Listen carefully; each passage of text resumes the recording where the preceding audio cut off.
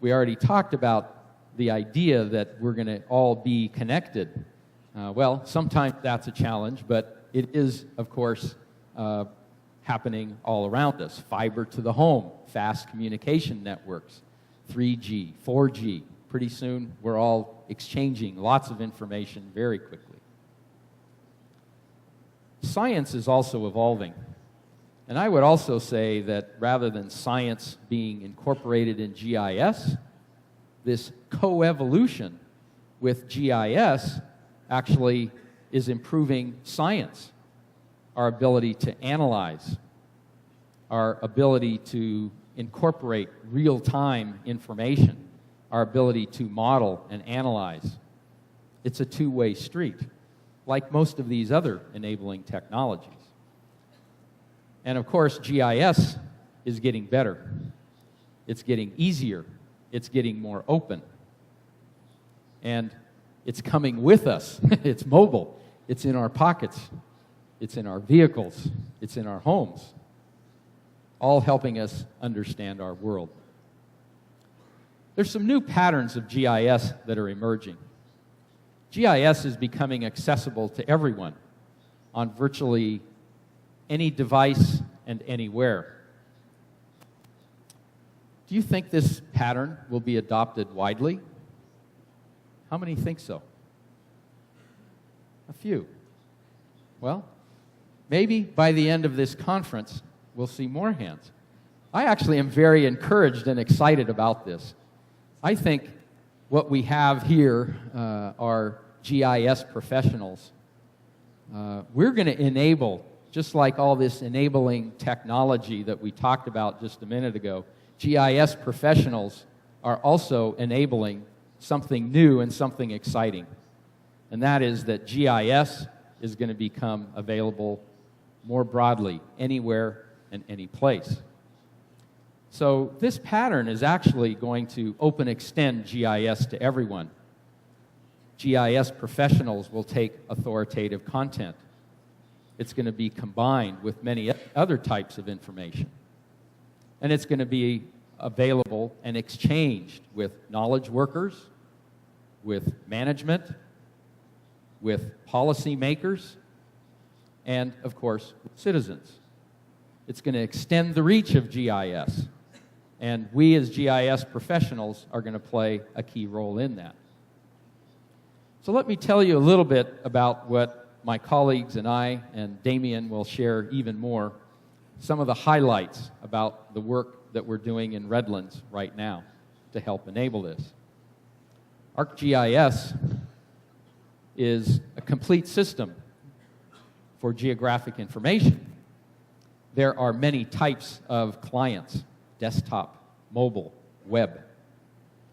And we're accessing and exchanging information in many different ways with our enterprise systems, now in the cloud, and something new, which is helping us connect all of this, which is ArcGIS Online.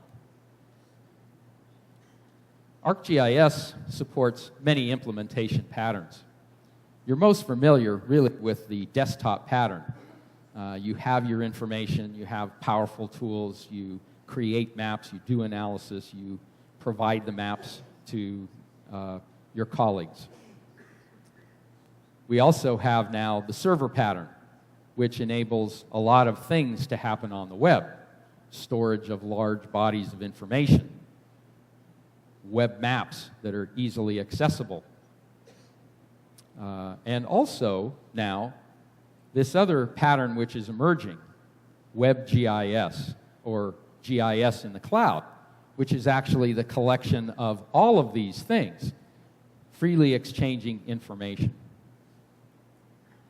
ArcGIS is advancing rapidly, and over the next few days, like I say, you're going to learn a lot more about it.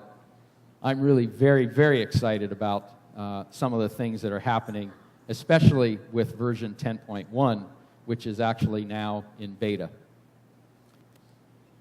Part of ArcGIS includes content. Aeneas talked about this. Content is part of the solution. Well, content is part of ArcGIS. We have many ready-to-use, authoritative, and actually quite beautiful data sets that are available for you to use. Landsat services. You think, well, this is not a big deal. Well, there are 5 worlds of information that are now compiled that are accessible to you at the click of a button, along with change analysis. Also, high-resolution imagery, an increasing amount of that, 1-meter resolution for many parts of the world. I talked about oceans, so we now have a new ocean base map to help begin the understanding about the 2/3 of the world that we don't know very much about. We're also beginning to have contributions from national governments on census information. We have an expanded and improved World Street Map. We also have some absolutely beautiful maps that are contributed by National Geographic. And one of my favorite things is something called the World Topographic Base Map. This is actually a community map. It's pretty interesting. Okay, a lot of us think about crowdsourcing. Well, and we think about authoritative content, and maybe those are different things. Well, actually, this is crowdsourced authoritative content. So it's taking the best geographic, topographic mapping, and it's bringing it all together. So there are contributions from national mapping agencies. There are contributions from municipal government.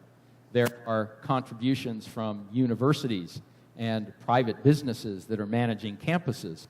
And it's all brought together in a single, seamless, multi-resolution base map. It's happening all over the world. We now have about 1,000 contributors. And actually, I'd like you to think about participating in this program. It's actually pretty easy. There are some templates. You take your information and you create the map tiles, the map caches, and then you provide that to Esri.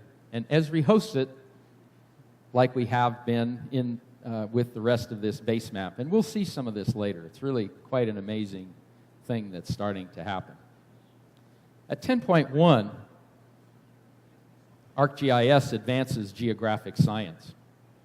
Many different things, many problems that have been difficult to do in the past are now becoming much easier to do. New space-time relationships, the ability to do multi-scale autocorrelation. Well, these are complex words, but actually they help us solve very difficult problems. For the last couple of releases, imagery becomes core to ArcGIS.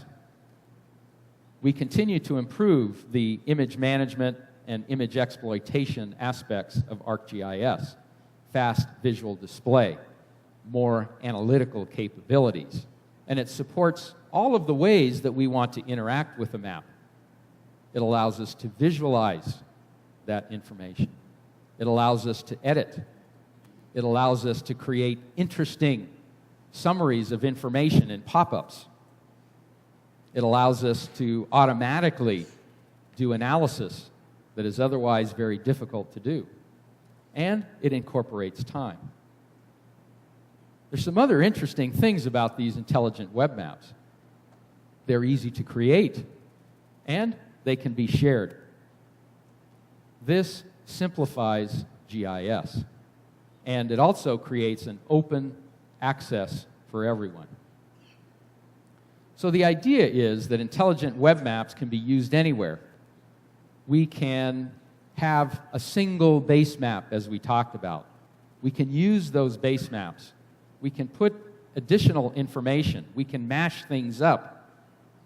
And then we can share them. We can share them on the web. We can share them to any device. We can share them through social media, like my daughter. She'll follow me finally through Twitter. I can show her where I am. She can show me where she is. Well, maybe I don't want to know.